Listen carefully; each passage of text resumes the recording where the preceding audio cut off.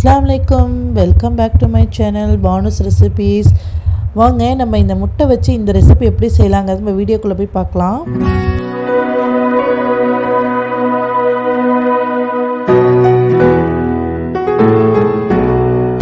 இப்போ ஒரு பாத்திரத்தில் நம்ம ஒரு 5 முட்டையை நம்ம உடச்சி சேர்த்துக்கலாம்.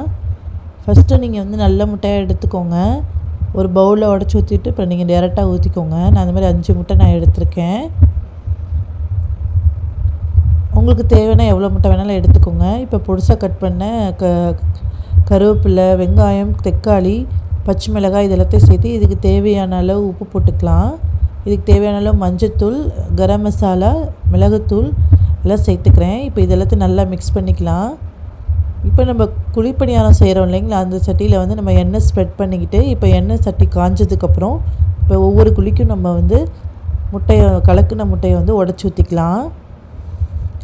இது நல்லா வேகட்டும். அடுத்த பக்கம் நல்லா திருப்பி போடுங்க. இதே மாதிரி எல்லாத்தையும் நான் திருப்பி போட்டு நல்லா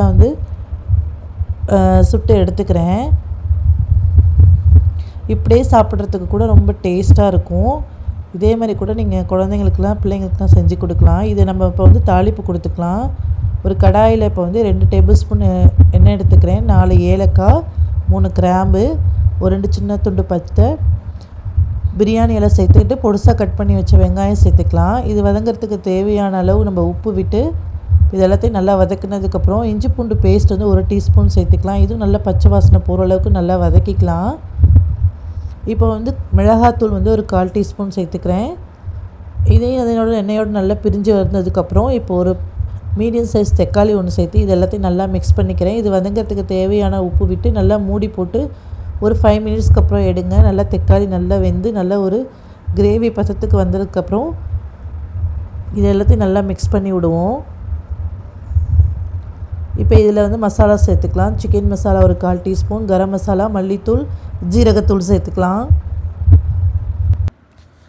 இப்போ இந்த மசாலா நல்லா மிக்ஸ் பண்ணுறதுக்கு தேவையான தண்ணி விட்டு நல்லா வேகட்டும். இப்போ ஒரு மிக்ஸி ஜாரில் தேங்காய் ஒரு 4 சீலும் ஒரு சோம்பும் சேர்த்து இதை எல்லாத்தையும் நல்லா மையாக அரைச்சி எடுத்துக்கிறேன்.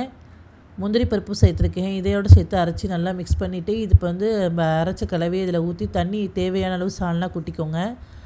இது சால்னாக்கு தேவையான அளவு உப்பு விட்டு இது நல்லா ஒரு கொதி வரட்டும். கொதி வந்ததுக்கப்புறம் ஒரு முட்டையை இதில் நான் உடச்சி ஊற்றிருக்கேன்.